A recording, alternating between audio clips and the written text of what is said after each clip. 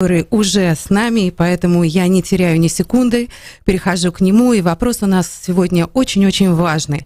Похоже, что нас пытаются пугать со всех сторон, пытаются на нас навешать какие-то страхи, поэтому в первую очередь самое главное — это разобраться, а что такое страх. Как я поняла, разные люди его воспринимают по-разному, поэтому мы сейчас поговорим с раввином Манисом Фридманом и узнаем, что такое страх.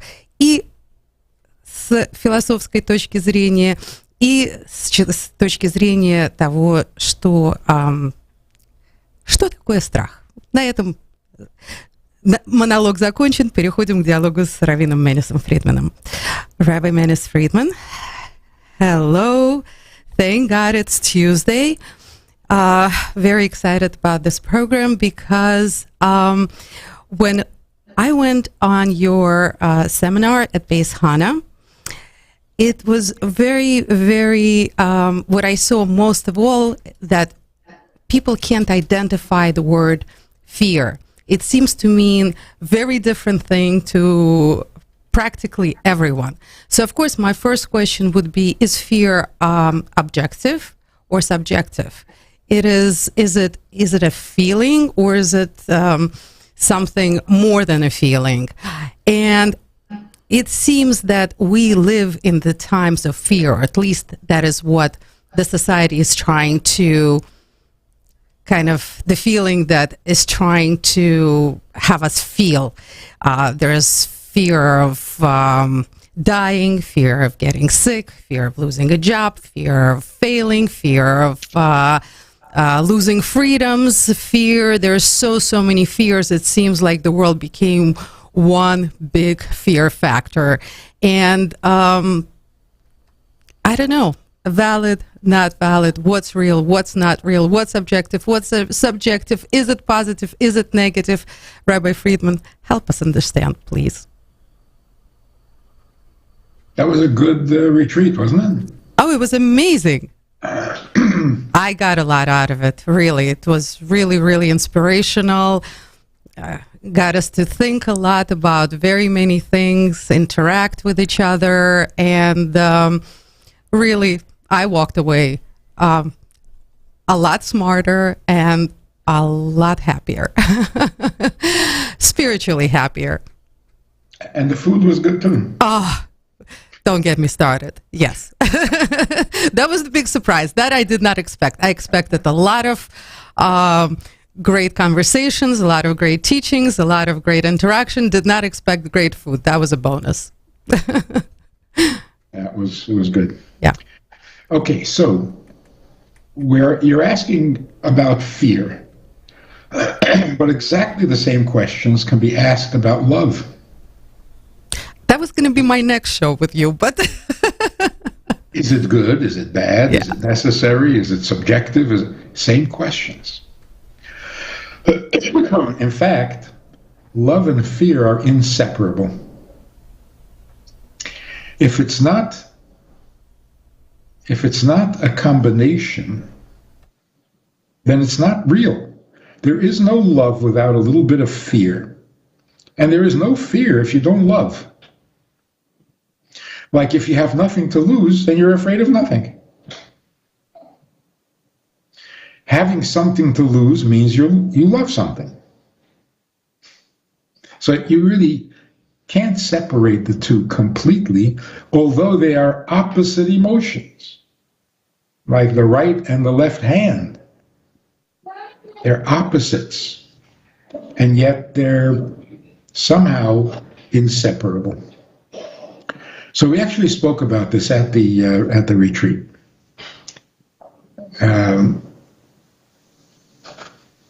The difference between love and fear as an emotion is that love makes me feel full, whole, complete.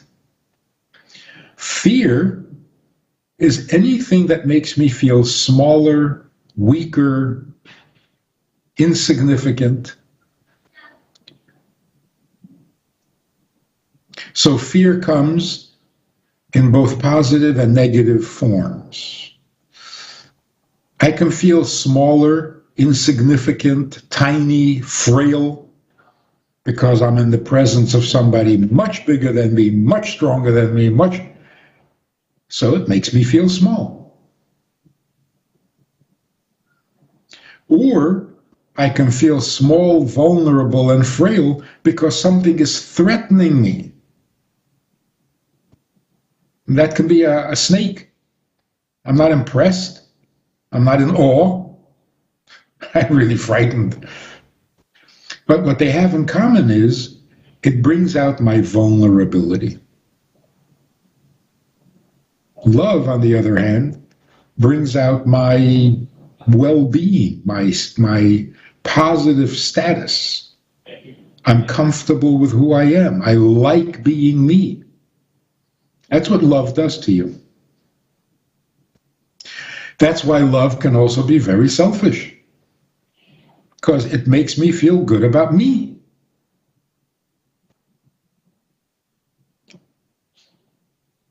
I love how you love me. It's all about me. So here's the beautiful thing that we need to understand and talk about a little more. If you remember, we spoke about this at the event. A baby needs to be diapered. Whether it's your baby, somebody else's baby, there's a baby, uncomfortable, crying, needs to be diapered. Why would you diaper the baby? Because the baby has to be diapered. It's not an objective kind of decision. It seems objectively true, but you're not going to do it for the objective reason. It's got to touch you. You have to feel something that will motivate you to action. Otherwise, we'll just sit around and talk about how somebody should diaper that baby. Somebody. Why would it have to be me? The reason the average person would diaper the baby is not from love. So don't you love the baby? Aren't you going to diaper? It has nothing to do with love. It has to do with a certain kind of humility. Like, how can you not? How can you just walk away? So love the baby, don't love the baby, that's not the issue. The issue is, can you just walk away and leave the baby like that? Rabbi Fridman, but wouldn't this be classified more as guilt? Not diapering the baby rather than fear? Yeah, if you walk away and don't diaper the baby, you will be left with guilt. Yeah. And guilt is very closely related to fear, not to love. Because guilt makes you feel less. It makes you feel diminished, which is what fear is. So here's the difference. Love strokes the ego. Fear humbles the ego. That's the difference. So it doesn't have to be a poisonous snake that is out to kill you, or a terrible storm that is threatening to blow you away. It doesn't have to be fear of pain or dying or misery. That actually, if it could be avoided, is better. We should never have to feel that. The positive fear that is necessary in a normal person's life is that feeling that I can't not. How could I not? What does that come from? It comes from recognizing another person's validity, not lovability. Even the most annoying child who's not lovable at all, but if he needs to be diapered, you diaper him. Why? Because the child may not be lovable, but the child is significant. There's an importance, there's a validity there that you can't ignore. To some degree, and for many people, that's true of an animal. Can you see an animal in pain and just walk away? So the difference between love and fear, love means I love this baby, I would love to diaper the baby. Fear means I don't love the baby, but you can't just leave him like that. How could you walk away? How could you not diaper the baby? Rabbi Friedman, but then again, that seems not the what people identify fear with. That would be like sympathy, kindness. How does that still get connected to fear? All right, so kindness would be some expression of love. Kindness and love are on the same column, on the right side. This is not kindness, because you can even resent the fact that you need to diaper the baby and you'll do it anyway. Because you have to do it. That's humbling. That means it's not about you. In the mood, not in the mood, you're kind, you're generous, you love, you don't love, irrelevant. The baby needs to be diapered. That's humble. Responding to a condition that has nothing to do with you takes humility. It humbles you. In a sense, the child's need is more important than your opinion, your feelings, your mood. That's humility. So using a baby as an example is perfect, because you're not afraid of what the baby's going to do to you. He's going to grow up and say, you're the one who didn't diaper me, now you're in trouble. I'm coming for my revenge. You're not afraid of consequence. And you're also not looking forward to any benefits. The baby's not going to look you up when he grows up and say, I want to thank you with a big check for diapering me. There's nothing other than the baby's need. That's all there is. And that's undeniable, irresistible. You can't ignore it. So it belongs in the left column on the side of fear, because it's humbling, because it's not about me. Now let's apply this to God. What is fear of God? God-fearing. Supposed to be a wonderful thing. But you got to be careful. When you say God-fearing, you mean you're afraid of a lightning bolt coming down from heaven to smite you? That's not fear of God. That's fear of pain. So what should fear of God mean to us? I mean, there are people who will feel very grateful, at least moments, where they're actually moved by God's kindness. A miracle happens to you, some wonderful news, something, and you're full of gratitude, and you're going to do what God asks out of love, out of positive feeling. I don't know, it doesn't get too dramatic with love. But then there are times when it's not that you feel so positive, it's that the reality dictates. If God is asking you to do something, how can you not? How can you not? Not because you love him, but because of who he is. He's the creator. He gave you life, etc., etc. How could you not? How could you take everything he gives, and when he asks for something in return, you're not available? Rabbi Friedman, but again, I would say this falls into the category of respect rather than fear, or gratitude rather than fear. How again does the fear play into this? So in which column would you put respect?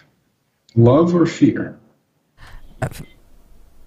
Oh, it's a hard one. Respect is also humbling. Yeah. It's a humbling feeling when you respect someone. And again, it's not about me. Love, kindness, that's about me. But respect means, never mind me. This is an important person. So recognizing the significance and importance of someone is not necessarily a loving response. It's more of a humbling response.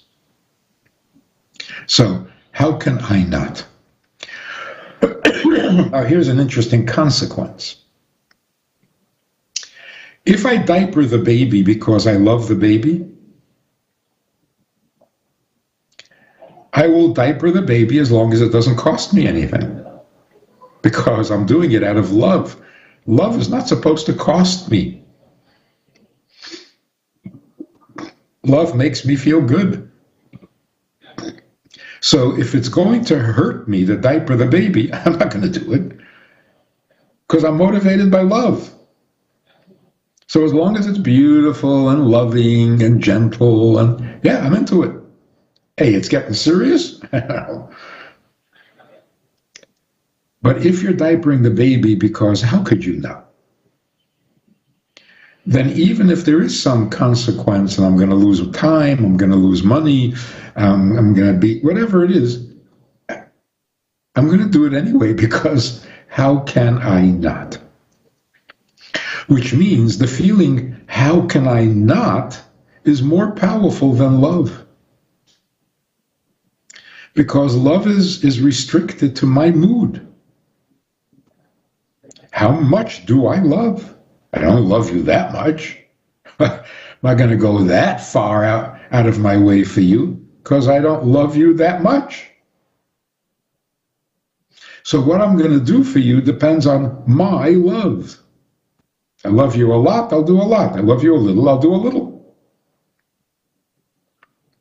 But if my feeling is, how can I not?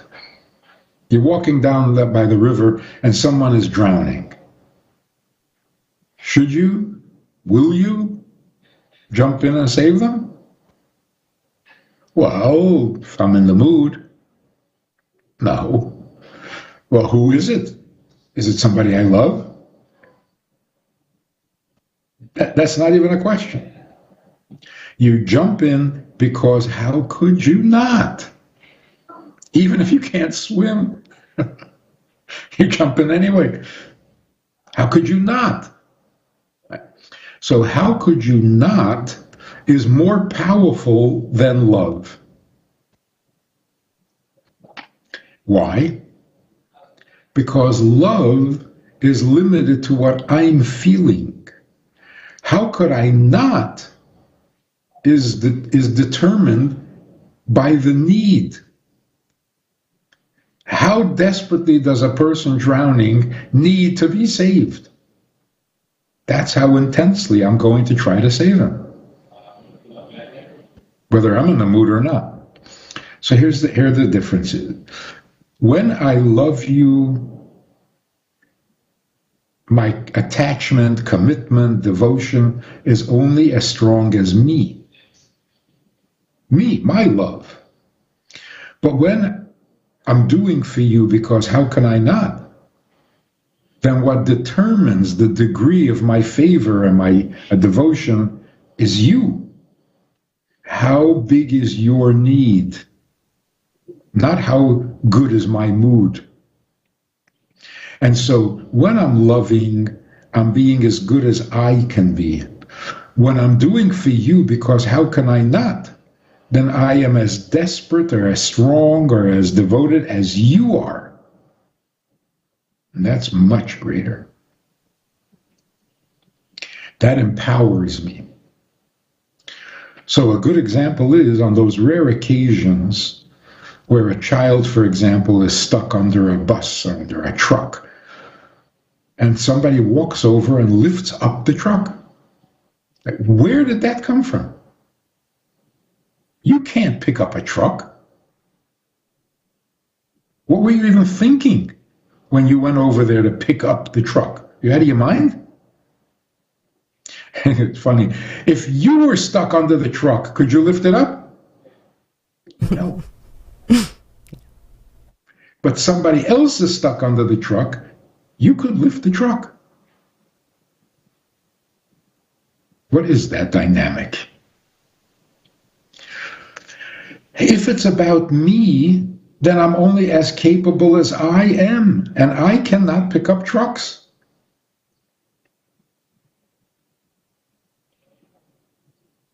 But if it's about the child under the truck, then my ability, my limitations, my strengths, my weaknesses are all irrelevant. This is not about, I stop being me and I become the child's need. And that enables me to pick up a truck. Rabbi Fridman, but don't you need love in this mix of superpower? Because usually people can do that out of fear and love in combination, the super strength. Usually it's the mothers of their children that can lift trucks, or the parents who ran into Uvalde school very recently to protect their children. So doesn't it have to be accompanied with love as well to get that super strength from somewhere? It wouldn't hurt to have a little love there also, but it's not limited to that, because if it's a total stranger, you would do the same thing. Very frequent. So, okay, right now, it seems like fear has a lot of properties from what we just spoke about. It's compassion, it's respect, it's a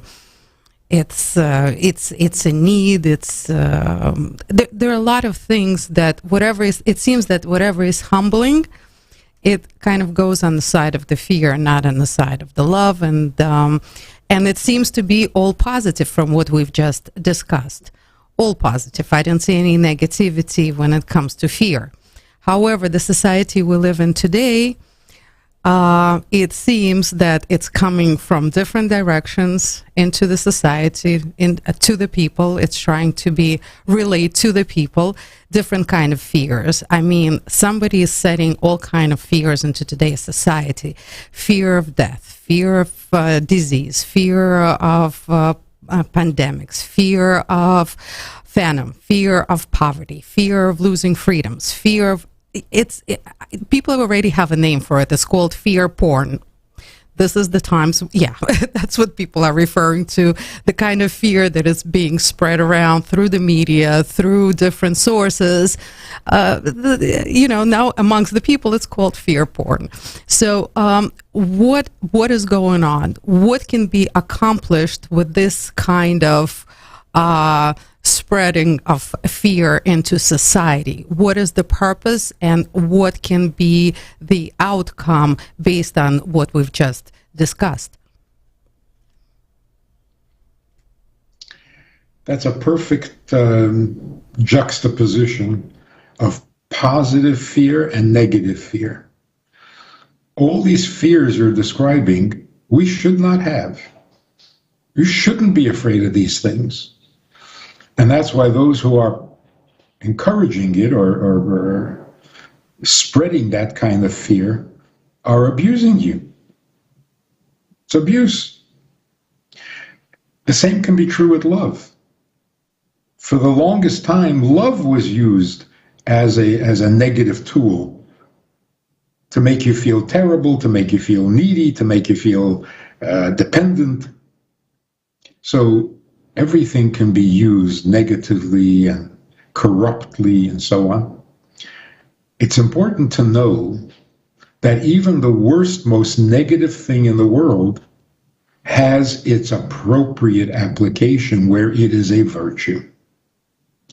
And the more clearly we can see the virtuous side of fear, the easier it is to dismiss the negative side. In traditional Jewish life, when a kid would wake up in the middle of the night and say, "I'm frightened," What would parents say? Be afraid of Hashem, and then you won't be afraid of things under your bed. It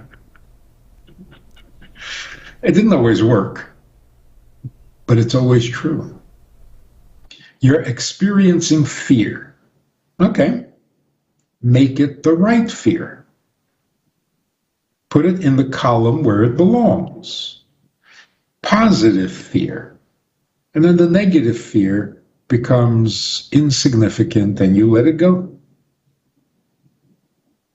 So this is a perfect example of where we really need to know positive fear in order to be able to resist all this poison, toxic fear. It's not enough to say, I shouldn't be afraid. I'm going to be brave. I'm going to be brave. I'm not going to be afraid. Fear is real. So if you're going to reject the toxic fears, it's not enough. You have to know, where does my fear belong? Because I'm feeling fear. I just don't want to fear this. Okay, so what would you rather fear?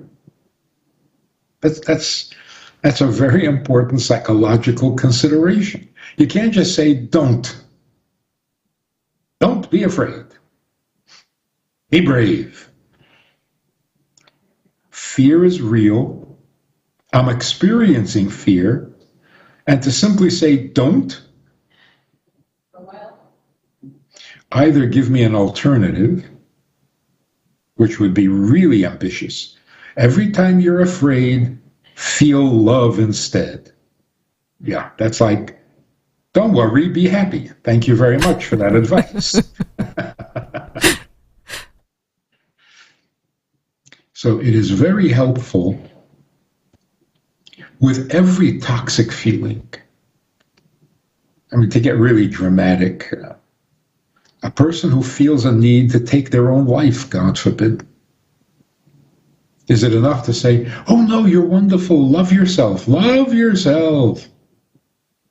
That's a real stretch, because from where I'm sitting right now, love is the most unrealistic and inaccessible. So to say, no, don't kill yourself, love yourself. Get real.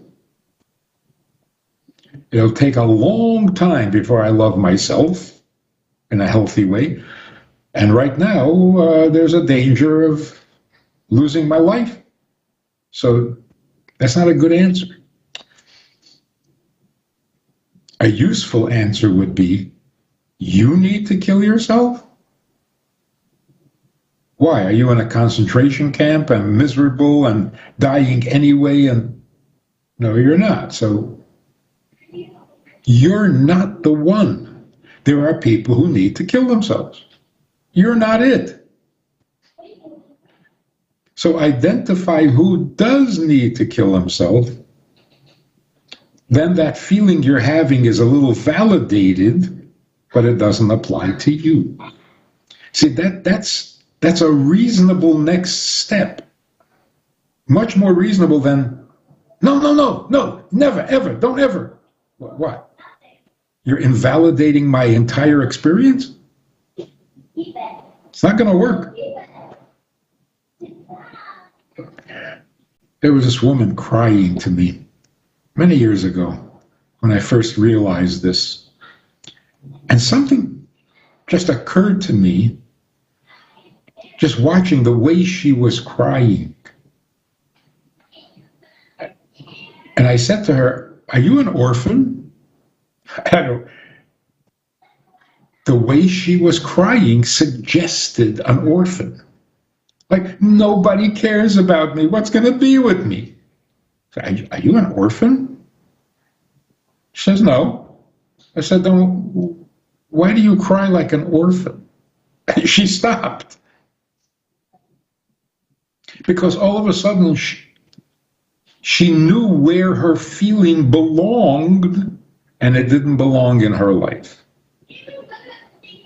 So on the one hand, I'm validating There are orphans, and they cry exactly like that. Big tears. Physically large tears.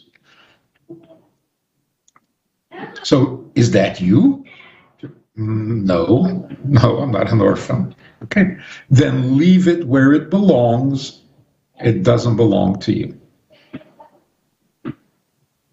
It's almost like telling a child who wants to go home from his friend's house with his friend's little toy truck. You say, no, you can't. He says, I want it.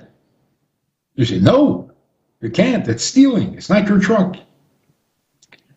Be very helpful to say, that is such a nice truck. It's Billy's. Billy has such a nice truck. Isn't Billy lucky? But you can't take it because it's Billy's. See, it validates the feeling. Of course you want it and you want to take it home. And Billy is so lucky that it is his and he has it at home. So you're validating the experience while making it clear where the experience belongs. That's much better than saying, what are you, a crook? You're going to steal his truck? Like, your entire feeling, your entire experience, all negative. You're just a bandit. Rabbi Fridman, but what about fear of pain, any kind, physical and emotional? It seems... Run away. Where to? Do whatever you have to protect yourself. That's just a biological response. An animal would do that. Even some plants do that. Protect yourself. But if you want to go really heavy on the subject, part of Jewish survival, the mystery, the secret of the amazing survival of the Jewish people, doesn't come from our love of God, because love is so easily destroyed. It comes from the fear of God. How can you not?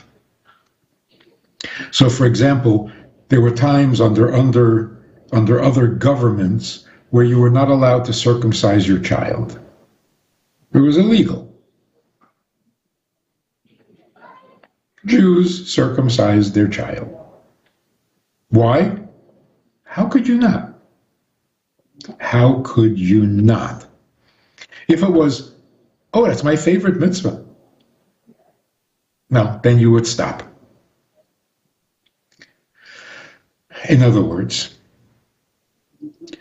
when you have this experience, if God wants, if God asks, if God says, how could you not? What does that do for you? It makes you as powerful as God. Because it's not about me anymore. It's about Him. How could you not? He asked. He said He wants. That's the power of humility. I heard this really good joke. It's a long, it makes a good point. The power of humility. Right? This Russian guy comes to America back in the bad old days, and he's not feeling well. He goes to the doctor. The doctor looks at his record, and he says, "Wow, you're a VIP." This guy doesn't understand English very well. All he knows is that initials are very scary.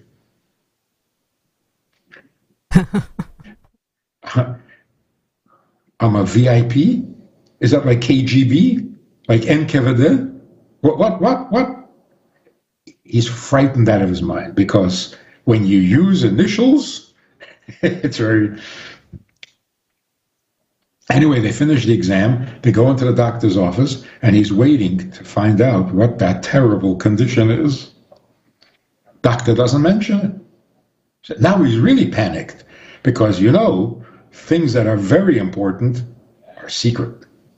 So now it's initials and it's secret. That's it, he's finished. He knows that his days are over. Anyway, he comes home and he's all distressed. And his wife says, "What's the matter?" He can't tell her. It's too terrible. Too terrible. She begs him, "Please, tell me what's wrong." He can't. Finally, she gets it out of him. "The doctor said I'm a VIP." She looks at him and says, "Believe me, you're no VIP." And that saved his life. "Oh, I'm not a VIP. Oh, what a relief." See, a little humility can save your life. When you bring in the element of humility, it enables you to be as strong as someone else, not limited to your own strengths and weaknesses. If it's God, if you're thinking, "How could I not do what God says?" then you are as powerful as God. You cannot be destroyed. That is a big part of the secret of our survival. Not love of God, fear of God. But fear of God makes me as powerful as the one I fear. Because it's not about me, it's about him. Well, then it's at his standard, not at my standard. Rabbi Fridman, amazing advice. I mean, it's great for people who are at least somewhat there, who can say, "Yeah, I'm not going to fear everything that's happening here. I'm going to fear the one who's in charge." And that's a great advice, but not everyone is there. What would you advise those people who don't have such strong belief in God, or who are atheist, or I don't know, whatever, who are not there? I have a lot of compassion for atheists today. They are in such trouble because the worst thing you can do under these conditions is believe in nothing. Then you're so vulnerable. The bad news people have got you. It's not a good time to be an atheist, let's put it that way. Like, not today. Save it for tomorrow. Today, don't be an atheist. Don't be ridiculous. When everything in the world, everything you know, everything you see is false and toxic, what's your anchor? So what is real? So what is good and positive? Nothing? Boy, are you in trouble. So a person should think, there's a lot of messing up going around, there's a lot of evil intentions, there's a lot of bad news, there's a lot of fake news, So is that what runs the world? That's the new reality? Like saying, the fake is now the new real? No, fake is not real. You can't have a fake reality. So if you know that all of this is fake, then what is real? What is real? It's not a matter of believing, religious, spiritual, none of that. It's just, is somebody running this world? Or is it the bad news people are in charge now and they can do whatever they want? So it's a very minimum but essential form of belief. It's like when people say, things are really bad, things are really bad, but they'll get better. Are you sure? Are you confident? Things will get better? Oh, yeah. They must. They have to. They have to? Remember how many times we said it can't get any worse? And it got worse. So where do you get this, it has to get better? Where is that coming from? If you examine it closely, it's coming from the belief that there is a creator who runs the world. And it's his world, and he's not going to let you destroy it. I wouldn't call that a very spiritual, religious emotion, but it's real. Yes, there is a creator to the world, and just because people want to be bad doesn't mean that the world is going to go under. It will get better. You have to have at least that degree of faith. Otherwise, you're a statistic. We're definitely the best examples in faith, the Jewish people. Otherwise, we wouldn't be here. It's like this young girl said to me, I don't believe in Mashiach anymore. Life is miserable. I had a miserable childhood. I'm severely damaged. I don't believe a Mashiach is going to come and fix everything. I said, so what are you going to do? She says, I understand the problem because I've experienced it myself. So when I get older, I'll find a way to make things better. I said, you're going to make things better? Be realistic. It's not getting any better. She said, no, of course it's going to get better. I said, well, then you do believe in Mashiach. What do you think Mashiach means? Mashiach is the conviction that the world has a direction, it's moving in that direction, and it will get there. Okay, we need somebody to guide it. All right, fine, so we'll have Mashiach. But the conviction that it will get better is absolutely essential right now. Rabbi Friedman, so the analogy, if we can sum it all up, the analogy is like this.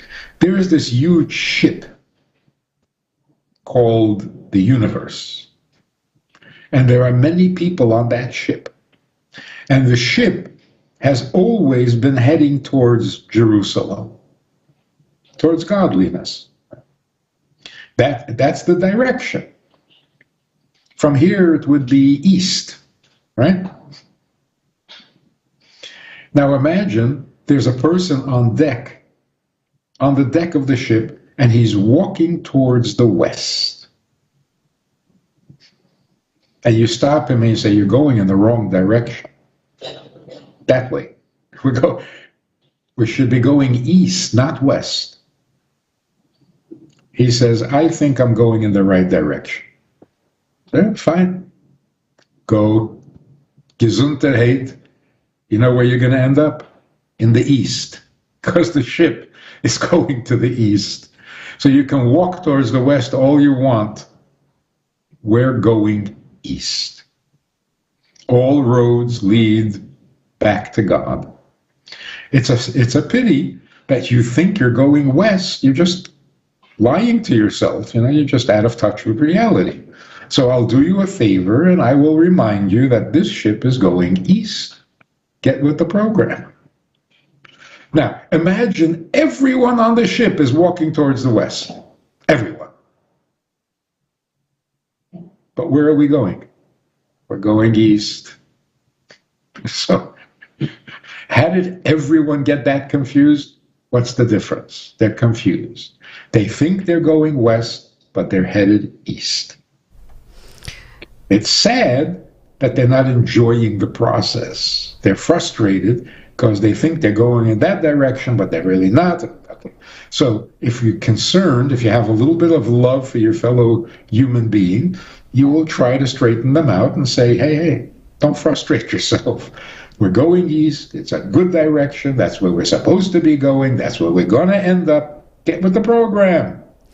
Well, hopefully we'll get there faster than not. As long as you're going, right? Rabbi Friedman, amazing. I knew that was going to happen, but that's okay. We also have a button to stop it.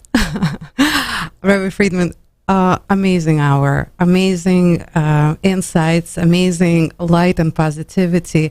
Thank you so much for having the gift to pass it on, give your wisdom, your strength, and your knowledge to the rest of us. We really, really need it. It's definitely the antidote to everything that is happening right now, and hopefully people are taking advantage of it. And we at Radio RSA here definitely are, and we're super grateful for this time that you allocate to us on a weekly basis. Thank you so, so much.